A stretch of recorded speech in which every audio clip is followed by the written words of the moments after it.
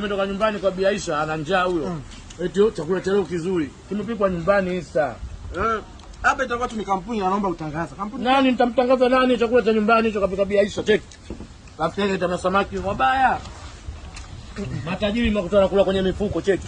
Mimi nimeleta chakula changu kwenye kipoti special for me. Special for me you. Picha. Cheki chakula chao. Kina mifuko ile pale ya karatasi.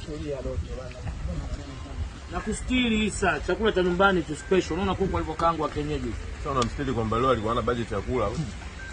Ana budget, huyu mwingine anamta simu anaitwa yake iPhone. Analomba huyu.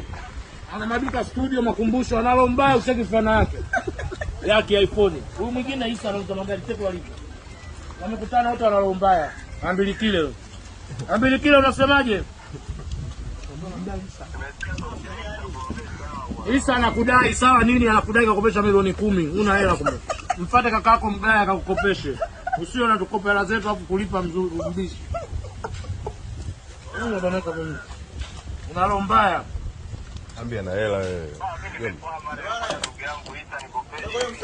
Kabla amaliza. Anakumaliza njoo chukue, una njaa. Hela yenyewe anachukua minamu uza baa.